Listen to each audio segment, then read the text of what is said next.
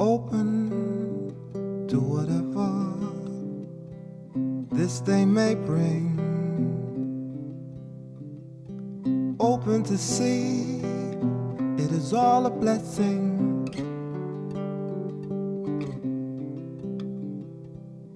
Open to lay aside all expectations, all judgments, all doubts, all hesitations. You know, we have a feeling about the world that looks like, maybe I should call a little booklet Arjuna's World. Because how Arjuna saw the world and how Krishna saw the world were different. Arjuna saw the world like, he saw the world like, friends and enemies, and you must always be loyal to your friends. He had to go and fight a battle that was against two families. His family was one. The other family, they're close. They're actually related, actually. And he said, I can't fight them. They're people I know, How can I celebrate a victory but to tell some woman that I killed her husband? How can I celebrate victory like this, no? And, why do we have to go through all of this? And it's, he's complaining, And to most human beings, nearly every human being, Arjuna's point is just, Like, he's a true human being, He's fair. He doesn't. Why you want to kill your relatives? And he has compassion for the people he knew. Krishna is speaking altogether different. He's saying, this thing in life you are destined to do. Do it. Then before this he say, don't worry, because what really is can never not be. And what is not can never be. And yet we have to say our illusions and delusions, they are not. And yet they seem fully real to us. No? They seem fully real. Yet they don't exist. And we say, but how can it not exist when I feel it? Well, it would be like, as an example, you just move into a house and somebody came and said, your neighbor, he's a murderer, He killed his wife and his children. That's why he's living on his own. He's a very, very bad man, and he doesn't like people near to him. So he's going to give you trouble, And then you are very, very scared. And you say, my God, what have I done? I just signed a deal and the house is mine. I cannot go back now. You got to live here. You're terrified. And your terrified feelings are true. They're inside. Oh, my God. And then one day you're passing and the door opens. Hey, oh, my God, And he says, hey, man, come on. Hey, you're my neighbor. Yeah. I said, why? Are you okay? No, it's okay. Just, hello. Oh, come and have a cup of tea with me. No, I have to go. I have to go someplace. I have got to go. He said, okay. But you can come next time you come and have a cup of tea with me. Okay, thank you. And you run. And you think, oh my God, I just escaped from being murdered, And then you tell someone else who live on the road, I met the man who lived next to me, that he's a murderer. And, he invited me for a cup of tea. I just tell him, I had to make an excuse and run away. And this neighbor says, what neighbor is you're talking about? I said, the man lived next door to me, the one who killed his wife and his children. And this neighbor says, what are you talking about? These are not that. This man is a very, very beautiful man. Who told you that? So what are you saying? He says, who told you that? Oh, this man over there. Oh, him. He is a liar. He's been telling lies on people for all of his life here. This man caused a lot of trouble. Many times people beat him up because he tells lies. He can't help telling lies. Then what happens to all these feelings you have? You say, is it true? He says, yes, your neighbor is a very beautiful person. He's a very kind person. You see? He lives by himself because his wife and his children, they died in a car crash, And he was very, very low for a while, but he's a nice person, It's a really privilege to live next to him. Where's all your feelings, you see? You experience them, but they didn't exist as truth. They were not true. Those are something that your mind creates. So we say the things our mind create is not true. even if they were accurate in some way, it's just made out of thought and out of also your conditioning influences the way in which you perceive. You are never really hearing and understanding something the way that someone intends for you to understand them. You understand them through the filter of your own conditioning. Is it like this? So this is what I say. All these things, they don't really exist. They only exist in your mind. They only exist. You cannot call that real, Arjuna. You say like that. Now you don't want to kill these people because you favor them, you know them from growing up. But what difference would it make if you didn't know them at all, in fact? Because you've been to war, you've killed many people, you didn't know them. They had families also. So your view is just personal, actually, right now. And the life has called you to fight this battle because it is bigger than your concept of righteousness. It has to just be done. It's part of the theater of life, of consciousness now. But most human beings will go, oh my God, but how can God do this? How can God say this should happen? Even in the Bible there are things like this. You see? And I believe actually in some place, I think it was in Australia, in fact, that they were trying to take like the Bhagavad Gita, and I don't know if it's the Bible also, to court to say that it's a violent book. It preaches violence, you know. Yeah, you should find it out. Maybe you look it up on the internet and you tell me if it is true, because I only hear, not like this. Because they feel that it is a very violent, it promotes violence. It's telling people to go and kill other people in the name of God. This is very easy. So where do we meet in this understanding, you see? It has to be out through a level of maturity and experience, inner experience, then you understand. This is why I say nobody can understand you. We have the notion that we can understand each other in the sense that I know you, I know who you are, I know. But you know only what you perceive and what your mind creates. How can you say, I know you? Then somebody gives you another view, which is very different from your view, and they say, I know you also. So we are only perceiving according to our conditioning, no? And if you are very open and empty, then I can begin to really meet you. You see? Am I going to meet you as an object? No, not as an object. I don't meet you. You see? I'm meeting you from the source, because the source doesn't have all this information. It doesn't have a resume. You see? It doesn't have some kind of work history, or it doesn't have star sign. It doesn't have anything that ordinarily you would include as your biography. But the people are afraid because they think, without my history, without my details, I have no credibility.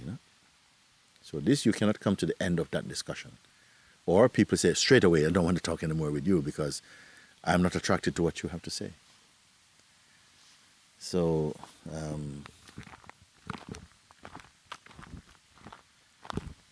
we cannot discuss reality. You can only be real. And not be real like as an act you do or by intention, but just because your mind is free of delusion, free of ignorance, and free of pretense, free of egoic identity, then that you may call, then you're in a state of reality or something, Yeah. Because in a way you become like the trees or the birds or the cloud. They don't have any intention in quite the same way. They don't reap karma. You cannot say a bird is going to go to hell. You understand? What would you have to do to go to hell as a bird, as a dog? Yeah. You bite, you kill a cat, or the cat kill a bird. They're going to go to hell for it. It's inside the nature of them to behave in that way. And it's nothing personal. It's not like, I want to kill that. It can be a bit like if they see that you did, it's going to try and attack you. A cat's not going to attack just anybody. If you go and you attack him, he's going to attack you particularly, because that's intelligence, no? Why should he go and attack everybody else?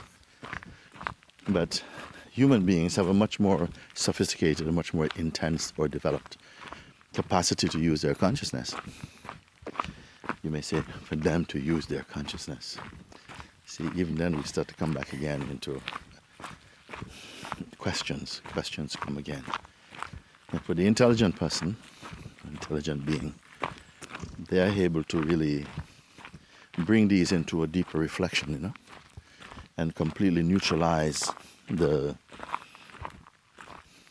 acidity in them, in these diverse, so seeming conflicts, because you bring it to the source. You have to be able to bring things to the source meaning the source inside yourself. And I don't know how many people are really, I don't know how many people you can say, or forms of consciousness, are really open to that once we have tasted the wine of life, Because then you really believe in your senses. We're attached to our senses. We're attached to experiencing and to time and intention and dreams and memories, and all of this becomes very vivid for us.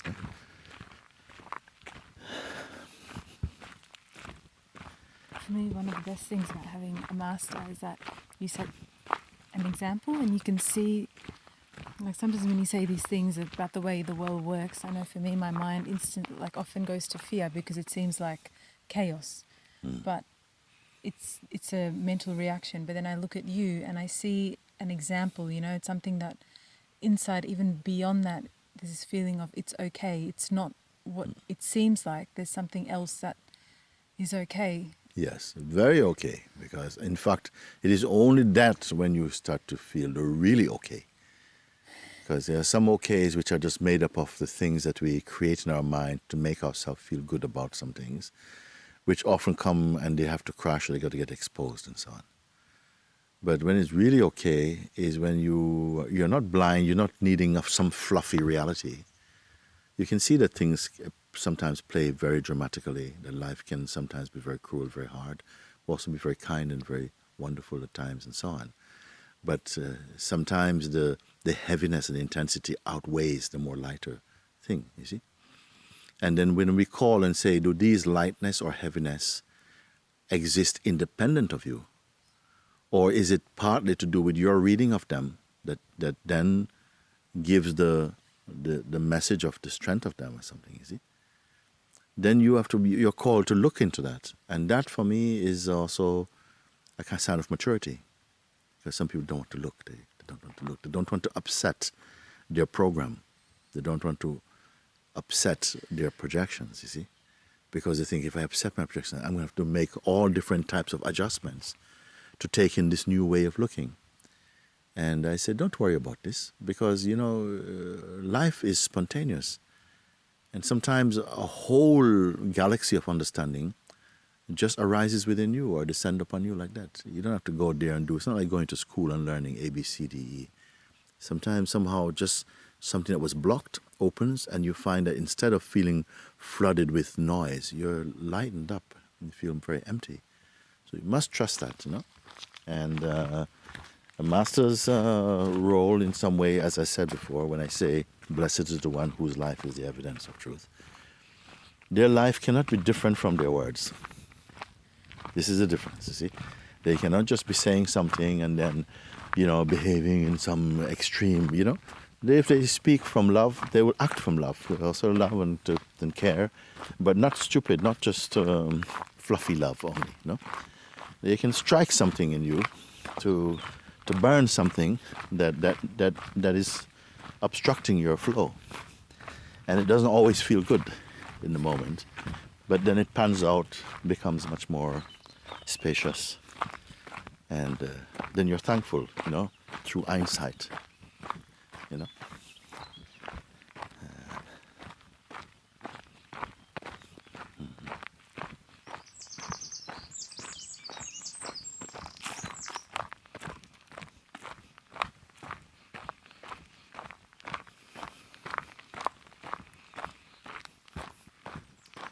Sometimes when I spoke about this, what you may say now, always to go back again to compassion towards the seekers of truth and so on. No? Don't be selfish. Don't throw the book at them. Don't throw the book at people, unless you really have to, Sometimes people are very stubborn, then you have to pull out the law and say, you know what, listen man, it's the law. I can't go any further with you because I tried to come from the heart, to communicate from the heart, and you are just very arrogant, so okay, here's the book. It says in the law, so just follow that now. It's out of my hands. I'll give you a chance, you know. But if you don't have that pressure, you meet the people and you find a way to assist their urge, you know. The urge is for something positive, something holy, you feel it. Then you do everything to support them, you know. But not naively, because there are people who cry for help, who cry for pain and suffering, and actually it's just a habit. They're not genuine. And the one who is awakening must grow in the power of discerning, to discern that, wait a minute, this is not true. Don't just be weak when people go, you rush and, you know, pour out your heart for them. You have to just be steady, but don't lose the dignity of your love, to be present with them. But you check it out a little bit. Examine the claims. This is important. And sometimes we're too lazy to do this. We just want to just throw the book and get on with the next thing. But that next thing that you rush into puts your whole life out of alignment with the cosmic rhythm. You see? It's such a joy to walk walk the way. Such a joy. Open to whatever may come my way.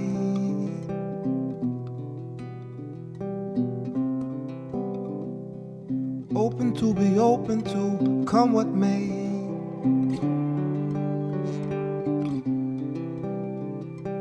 Open to open my eyes, open to see.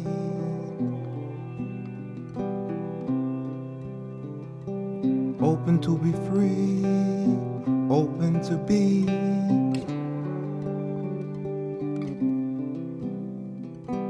Open to the light of the love that shines.